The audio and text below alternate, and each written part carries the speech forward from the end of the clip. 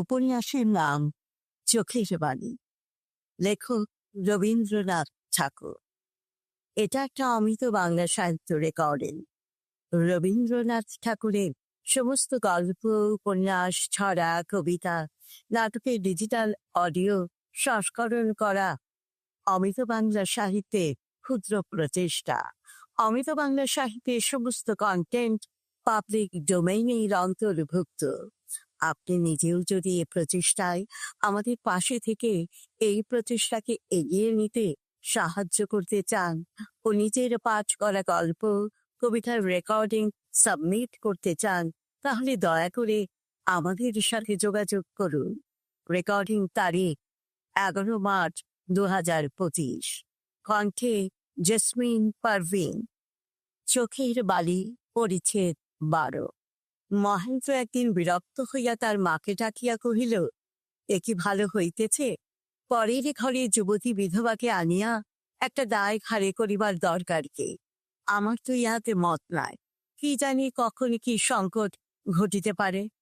রাজলক্ষ্মী কহিলে, ও যে আমাদের বিপিনের বউ, উহাকে আমি তো পর মনে করি না।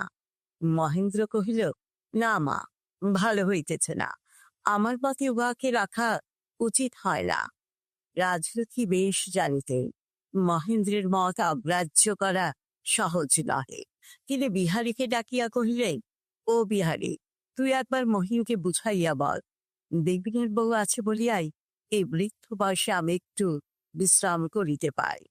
পর হোক যা হোক, আপন লোকের কাছ হইতে এমন সেবা তো কখনো পাই নাই।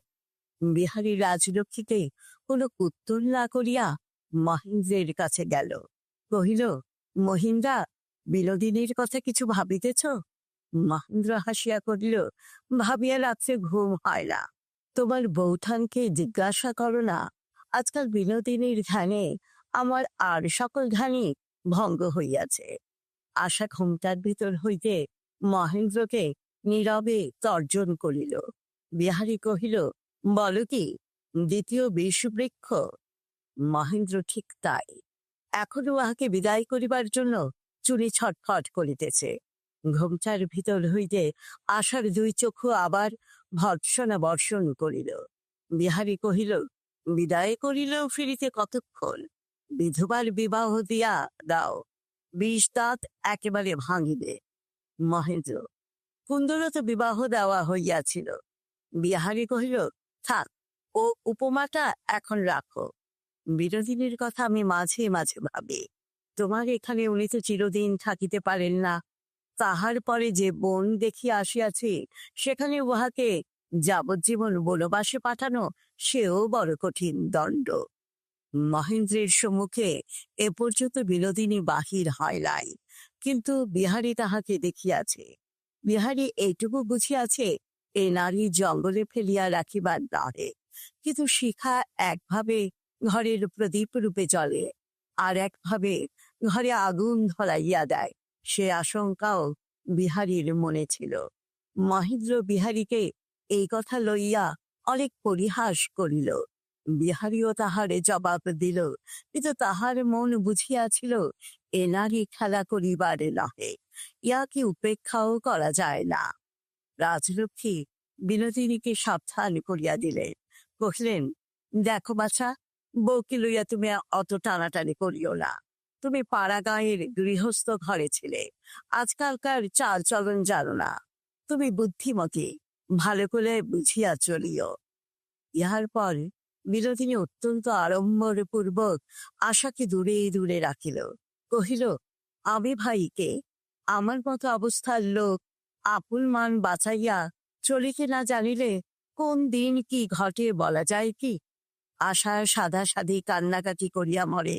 বিনোদিনী দৃঢ় প্রতিজ্ঞ। মনের কথায় আশা আকণ্ঠ পরিপূর্ণ হইয়া উঠিল, কিন্তু বিনোদিনী আমল দিল না।